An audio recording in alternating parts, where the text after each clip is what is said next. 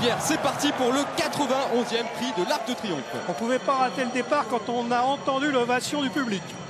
Allez, c'est parti avec tout de suite un très bon départ du numéro 15 Ernest Hemingway. On voit aussi un bon départ à l'extérieur du numéro 2 Saint-Nicolas-Abbaye le long de la corde. On voit Ayalanda, le numéro 9 qui est bien parti. Parlons tout de suite de Saunois. Où est-il, Pierre? Il patiente le long de la corde, il est bien placé. Hein. Oui, Antoine Hamelin n'a rien changé à la façon de monter Saunois. On se met en dedans, on le cache le plus longtemps possible et après on essaye de passer dans la ligne droite. C'est comme ça qu'il a gagné le Jockey Club, c'est comme ça qu'il a gagné le prix Niel. On ne va pas changer une tactique qui a marché jusqu'à maintenant. Avec Christophe Soumillon s'est lancé tout à l'extérieur avec le champion japonais Orfèvre. Il a décidé, Pierre, d'attendre. Hein. Oui, absolument. Christophe s'est mis en avant-dernière position avec son 18 dans les stalles. Il a repris, il a mis Orfèvre derrière. Vous avez vu, on lui a enlevé le bonnet. Hein.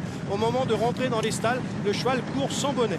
Et nous avons donc deux leaders en tête de la course. Le 15, Ernest Hemingway, avec à l'extérieur le numéro 5, Robin Hood. Le long de la corde, on voit Solemia, le numéro 10, qui est pour l'instant très bien placé aux côtés du numéro 18, Great Evans, qui se retrouve en 4-5e position. Le cheval qui nous vient d'Europe de l'Est, Mikhail Glinka, se retrouve dans le sillage des animateurs, alors que le long de la corde, on voit toujours que Saint-Nicolas-Abbaye patiente pour l'instant dans une position de choix aux côtés de Saunois. Et Christophe Soumillon, qui était dernier avec Orfèvre à la corde, a commencé à sortir Orfèvre de la corde et il s'est mis maintenant dans le sillage de Méandre, Kazakh jaune bleu, qui est juste devant lui. Il doit penser que Méandre est capable de l'emmener dans la ligne droite. Effectivement, on voit aussi Camelot qui patiente pour l'instant en 7-8e position le long de la corde aux côtés de Masterstroke, le numéro 14. Bientôt l'heure de la fausse ligne droite, Pierre. Oui, absolument. Les leaders O'Brien sont en train de bien faire leur travail. Michael Glinka est en 3e position. Solemia, Olivier Pellier vont très bien. On a Great Evans ici qui va bien également. Mastertruck, Camelot qui se rapproche. Où est Christophe Soumillon? Il est toujours assez loin. Il doit juger que ça va très vite et qu'il a le temps de revenir dans la ligne droite. Allez, il reste environ encore 600 mètres à parcourir et le sprint final qui va pas tarder à être lancé, Pierre, avec Solemia, le numéro 10 qui se rapproche avec beaucoup de ressources, avec Michael Glinka, le numéro 4 qui vient à son extérieur. On voit aussi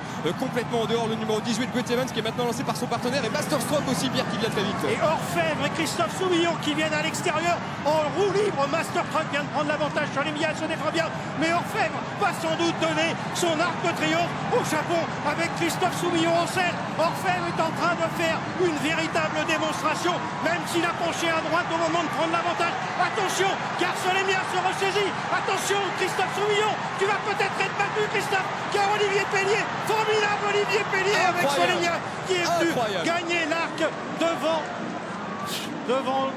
monsieur Orfèvre. Je croyais bien que Christophe Soumillon et Orfèvre avaient fait la différence. Mais regardez ce diable d'Olivier Pellier en selle sur Solemia, entraîné par Carlos Lafontperias, qui défend les couleurs vertes et mer et qui est venu s'imposer. La 3e place pour le 14 Mastertruck, la 4e place pour le 9 Ariga Landia et la 5e place pour le numéro 17 Yellow and Green. Mais on a vu que 2 chevaux en compétition. Orfèvre qui nous a donné l'impression à mi-ligne droite de venir pour gagner de 100 mètres. Et puis Solemia toujours en bonne place, monté par Olivier au sommet de son art. Olivier a laissé venir Orfèvre, il n'a pas bousculé Solemia. Et puis petit à petit, il a refait son retard et ça a encouragé sa pouliche, parce que quand elle a senti qu'elle refaisait son retard sur Orfèvre, et bien elle a mis le coup de rein nécessaire pour venir s'imposer. Du grand travail de jockey. Et Olivier Pellier fait aussi bien qu'Yves Saint-Martin, il fait aussi bien que Freddy Head. Il remporte, Pierre, pour la 4e fois le prix de l'Arc de Triomphe. Oui, mais c'est pas étonnant que ça arrive à Olivier Pellier,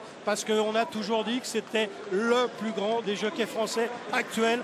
Qu'on le veuille ou non, c'est un garçon qui est toujours là dans les grands rendez-vous et il a encore monté une sacrée course. Regardez, au moment où Orfèvre vient lui prendre l'avantage, on dit il va y avoir 8 longueurs à l'arrivée. Orfèvre a course gagnée et puis Solemia, eh bien, elle réalise une formidable performance car elle se défend comme une lionne dans une course où elle ne faisait pas partie des grandissimes favoris. Et puis Orfèvre ayant fait son effort, Solemia a